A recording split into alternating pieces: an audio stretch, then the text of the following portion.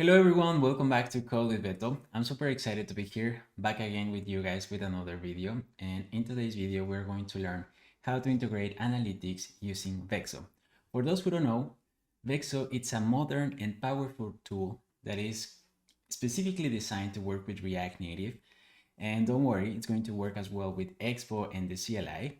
Today, we're going to learn how to integrate with both of them. And I've been using Expo personally for almost a week now, and I want to tell you guys that I'm impressed with the features that they offer, as well as the developer experience and the easy integration.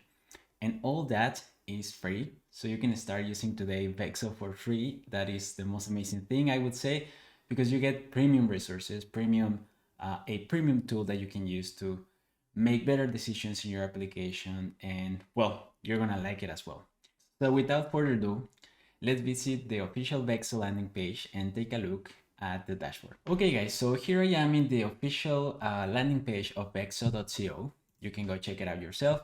And as you can see here, they said that this is an analytics tool for React Native. Simply amazing, and I agree. You can see down here a live demo and an image of the dashboard. And you can go ahead and create an account if you don't have one already. I already have mine, so I can just log in. But before I do that, I want to show you guys the live demo that they have here. So I'm going to click here on the live demo link. And this is how the dashboard looks when you are using Vexo. As you can see, we have a bunch of information that we can use to take better decisions in our application. We can see the active users. We can change the graph between the average session time, the new downloads, and the drop-off rate. Cool, right? And we have this percentage up, down. So, I mean, all that you need to better integrate whatever and improve your application. We have down here the users by country, which is really amazing. You can see as well the adoption of your application by version, which is pretty cool as well.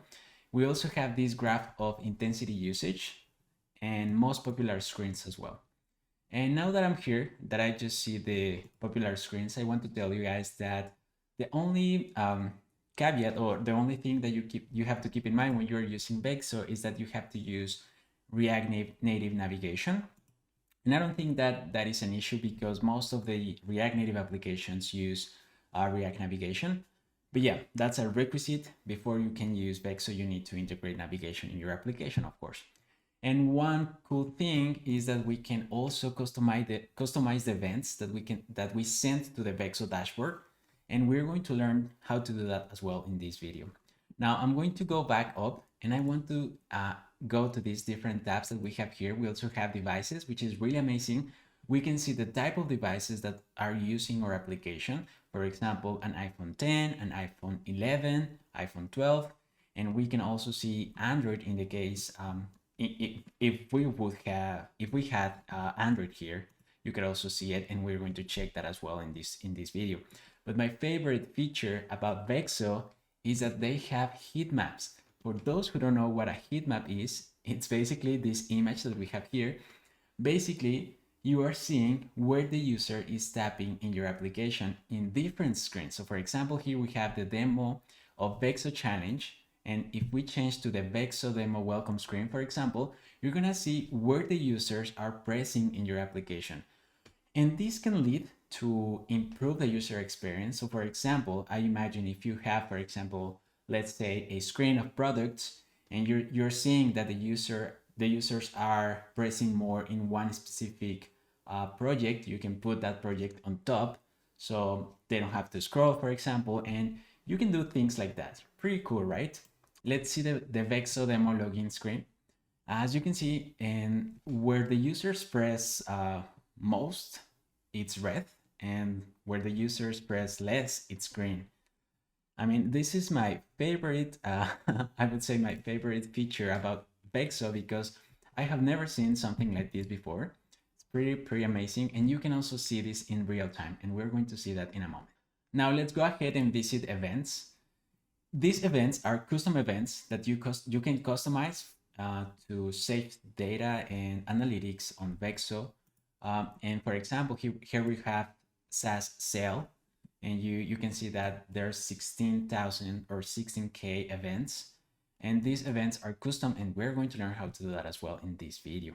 Pretty much amazing all that they offer here, and you can start for free today, guys. So if you don't have an account on vexo.co, you can go ahead and create one. I already have mine here, as you can see, but you can just create one. I believe just with one click you can create an account, which is amazing as well.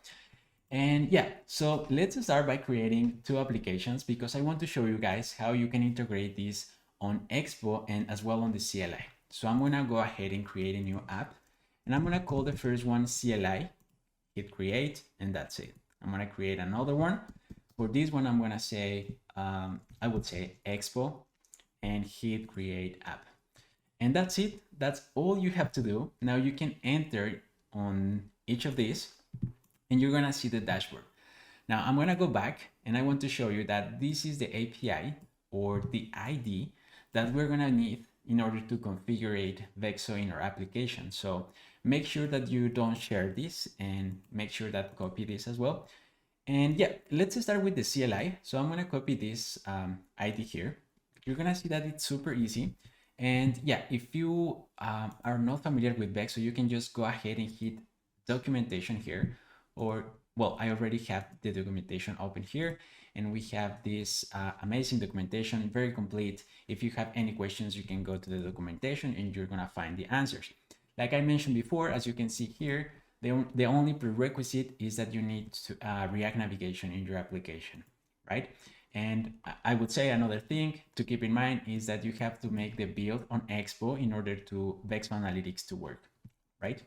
Okay, so now let's go ahead and start with the applications that we're gonna be using. In the first place, I'm gonna be using here this application that uses the CLI. And this application is just a bottom tab custom. You can learn how to do it here in the channel as well.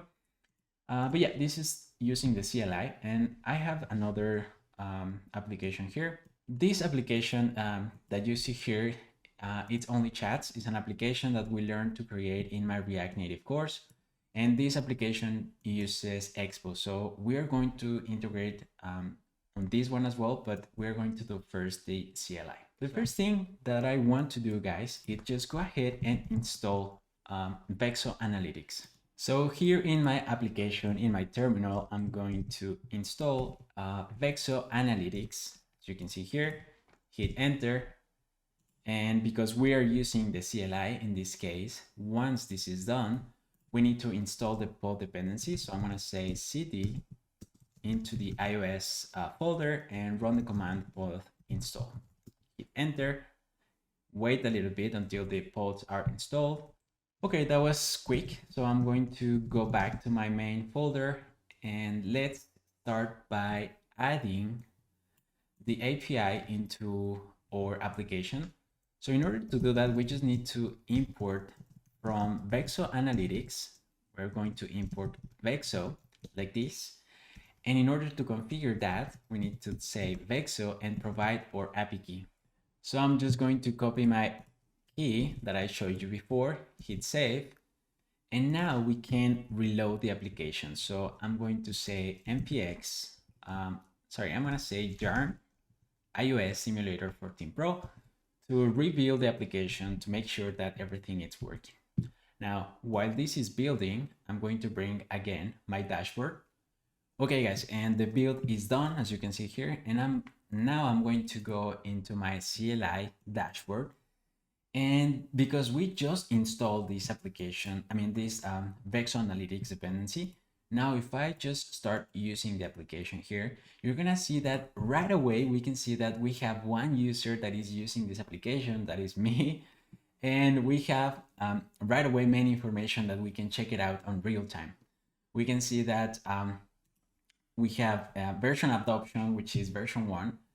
And we should see here in a moment that this user is from the US. Let me reload just to make sure that it's working. Okay, well, I'm sure that this is going to update in a moment. But if I keep scrolling down, you're gonna see that we have the screens that we just visited and the times that we visit them. For example, products 3 times, favorites 2 times.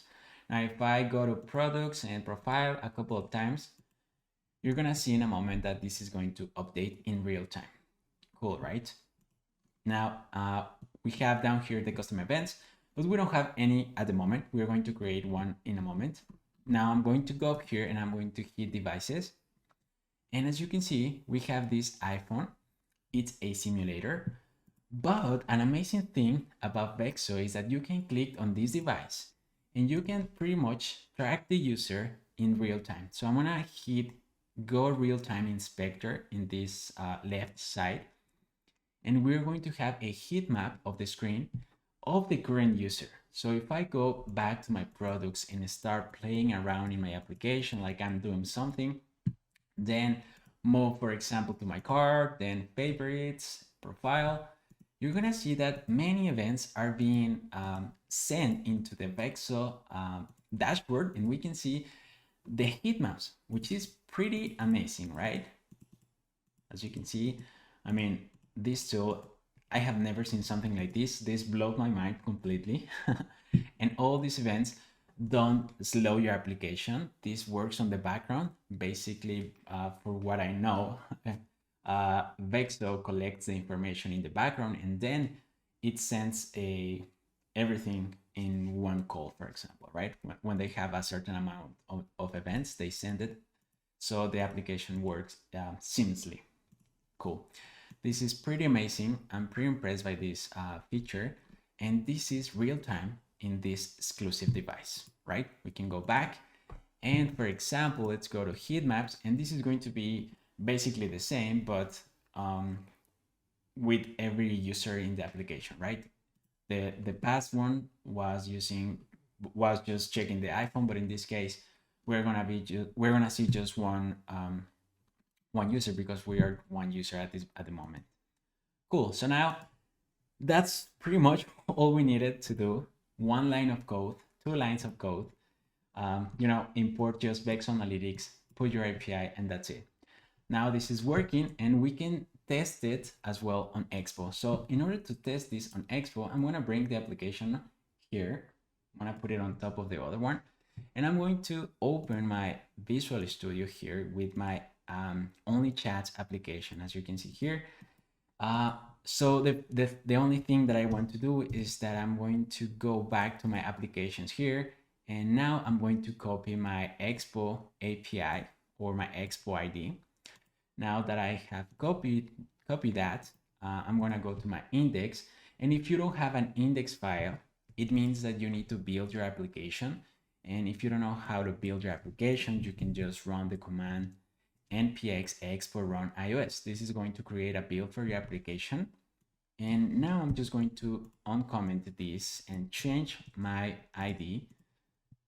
Of course, I need to install Vexo. So in order to install Vexo for Expo, we just need to run the command npx expo install Vexo Analytics. And that's pretty much all we need to do. So I'm gonna run the command and wait a little bit until this is done. Now let's run the application again. It's going to be npx run iOS. This is going to generate a build. And because I'm using the other port, I'm going to use 8082 in this case. And now that we have the configuration here, I'm going to hit save. And that's pretty much all we need to do in order for this to work. Now let's wait a little bit. Let's bring back our dashboard. And we have it here. I'm going to log in this case, sign in with Google. Let's wait a little bit. And this should be working now. Okay, guys, so the app is working. I'm going to sign in into my account. And once I sign in and I start playing around with the application, you're gonna see that in the Expo app or Expo dashboard, we have one active user in this, and this user is from the US.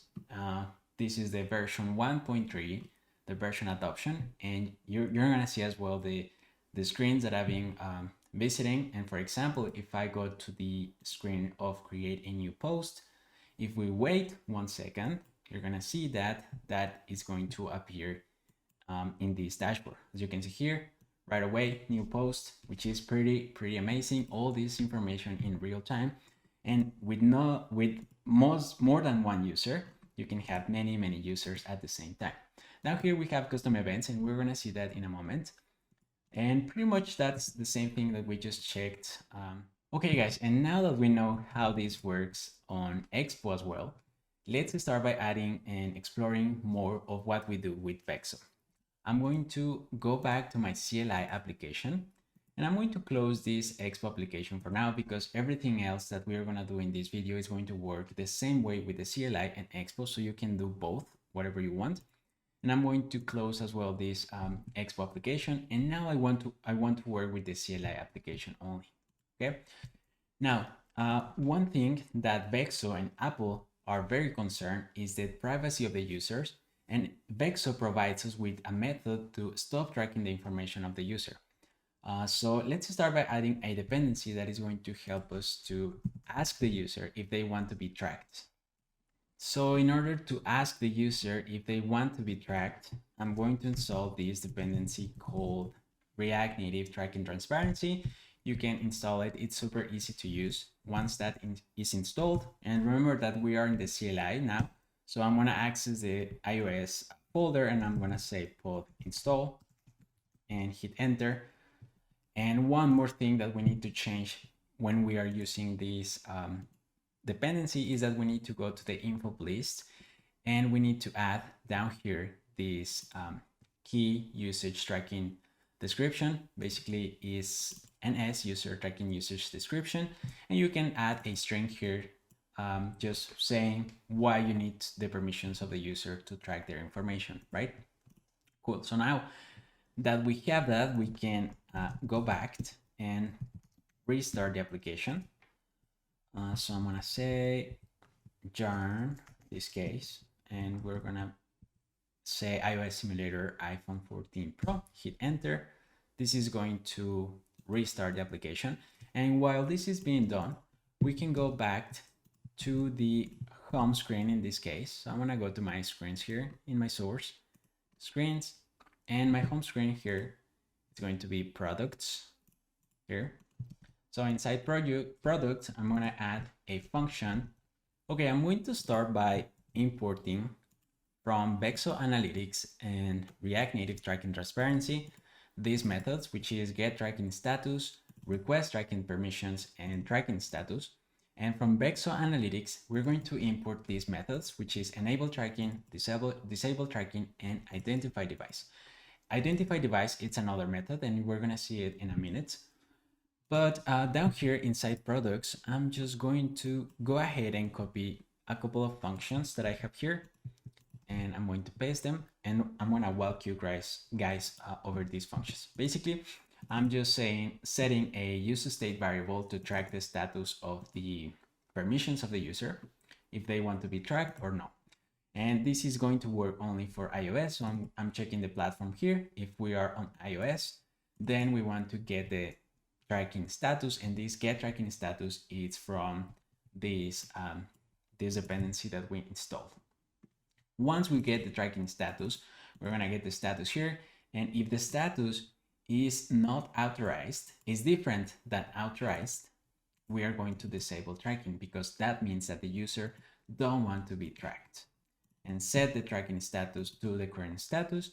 And now otherwise we want to enable the tracking, right? And this enable and disable are simply functions that we can import from Vexo, and we can just call them like this, and that's it. That's all you need to do in order to stop or continue tracking the device. Now, we can also identify a device. In this case, you would want to add an ID, for example, the user ID, or some data that is meaningful to you or to your database. In this case, because this is just a simple example, I'm going to say that this is going to be Beto's iPhone, which is my name. And this identify device, it's another cool thing that we can do with Expo. And I just went ahead and put it here. And then after that, we're gonna set the tracking status, and everything is going to be the same. Now, this function down here, it's going to pretty much just request the tracking permissions the first time that we open the application. And this request tracking permissions is from this tracking transparency library that we installed. once we have that, we're going to set the status. And inside this view that we have here, I'm going to put a button that is going to be request tracking permissions. And when the user press it, we are going to request the status. Perfect. So as you can see here in the device, we can see that the status is not determined. And as soon as I press this, we're going to get the famous alert that is asking the user if they want to be tracked by our application. Now, if I go back to my Chrome, you're going to see that in the CLI, we have one user at this point, right? And I'm going to say as allow this time, right? I'm going to say allow. So we are authorized. And this means that if I start playing with the application, we're going to see that we have one user and we're going to get all the information from this user in the dashboard. Now, I'm going to wait a little bit here. I'm going to go back. And if I start playing around with the application, you're going to see that we have one user here. And we're getting all the information of this user because we authorize and we show the permissions. But now, if I request tracking permissions again, this is not going to work because this alert is just going to show once. But if I go to my settings here and scroll down, curve tabs, and I'm going to disable tracking, right? So disable and then go back to the application. You're gonna see now that the permissions status or the tracking status is denied.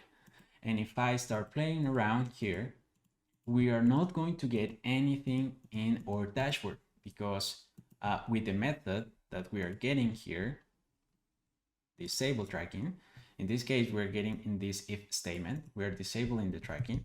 And if I go back to the Chrome, and if I wait a little bit, you're gonna see that we are not gonna be able to see anything about this user because they decided to not be tracked.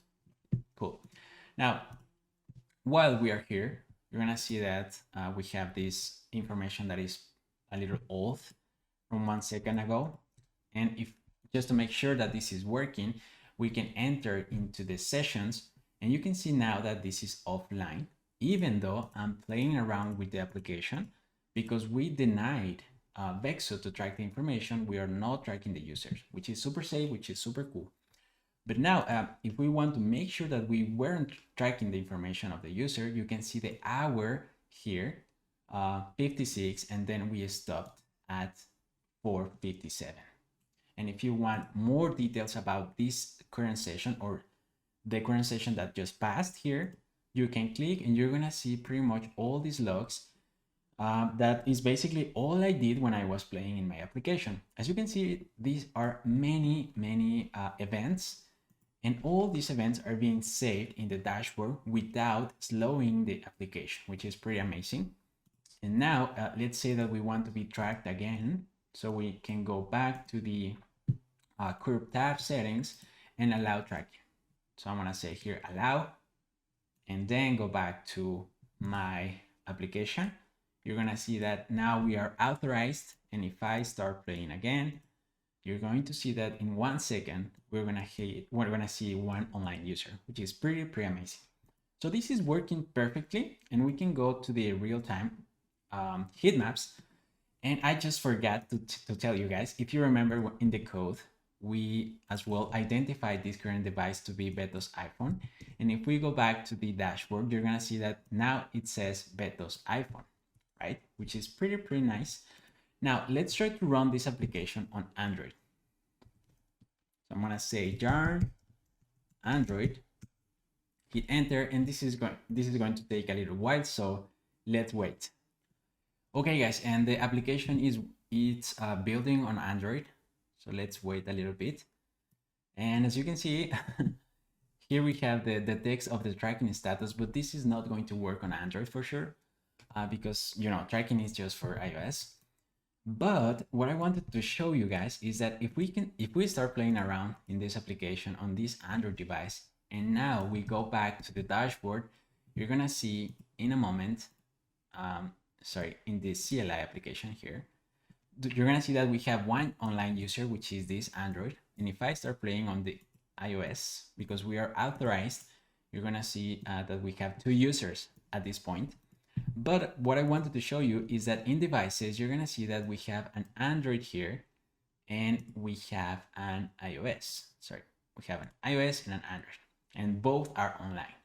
And because we are not tracking or setting a device identifier for the Android, we are getting this custom ID. I mean, this ID by default, but we can do something about that. For example, if we want to track this or set an identifier for the Android, in this if statement, we can say else and then paste the identify device and just change iPhone for Android and hit save. Now let's go back to the dashboard and let's just keep playing on the Android device and try to reload this. And if we wait 1 second, you're gonna see that we have Beto's Android and Beto's iPhone, which is pretty amazing. It's really nice that you can customize all those things like the device names. You can put, like, for example, the ID that you have for that user in specific in your database, and so you can take better decisions when you are seeing all this data. Cool, right? So now one more last thing that I want to show you guys before we go is how to create custom events with Vexo. So to create a custom event, I'm going to go to my profile screen and I'm going to put my Android device on top of my iPhone, and I'm going to go to my my profile screen. Oops, profile. And like I mentioned before, guys, Vexo allows us to have custom events. So on top of all the things that they offer right out of the box, we can customize our events. So for example, if you are selling something in your application or you want to just track some action of the user, you can create a custom event. And in this case, I'm just going to create a simple function that is going to be called send custom event. And we can just simply call this custom event function that we are importing from Vexo Analytics. And we just need to pass the name. So for example, if we pass this, we are going to be good to go. But on top of that, we can send extra information that you can use later to, to analyze the data that you are going to be receiving from these events. Now let's create a button down here that is going to be called send event, and on press we are going to send this custom event. Hit save, and now if I go to my profile screen on my iOS and iPhone, for example, but I want to I'm going to press this button on Android, and now I'm going to go to my dashboard here, and I'm going to make it a little bit smaller so we can see what's going on. Now let's go to events. You're gonna see that now we have one event, which is successful purchase, which is the event that we have here, successful purchase, and you can have many events as you want. Let's go back again to here. Let me bring this Android, and now let's hit send event on iPhone, and you're gonna see that in a couple of seconds, I'm going to hit a couple times on these 2 events. If we click here, you're gonna see that now we have 3 events, and we have 2 unique devices and 1 screen, which is the only event that we have. This is how we can set custom events on Vexo. And this is pretty much all I wanted to show you guys. As you can see, Vexo, it's a pretty amazing tool, and they offer a very generous free tier that you can use to start integrating analytics in your application. Another thing that I want to mention just before I go is that you can add more people into your team. For example, here we have the subscription usage that I have. We have 10,000 free events, I believe monthly, or just for the free tier. But I think that's pretty amazing for just trying this product. And you can have 2 people using this dashboard as well. So we have 2 seats here, and we can also have many applications as you want. As soon as you don't hit the 10,000 events, you can have like 10 applications. But yeah, guys, this is pretty much all I wanted to show you for this video. Give it a try. I encourage you to go to vexo.co today and start trying and start integrating analytics in your application. and take it to the next level. I'm sure it's going to help you. I'm sure it's going to improve your application and your user experience. And I hope you like this video. Please leave me a comment down below if you have any feedback. And if you like this video, make sure that you hit the like button, subscribe, and otherwise I'll see you in the next one. Thanks again. Bye.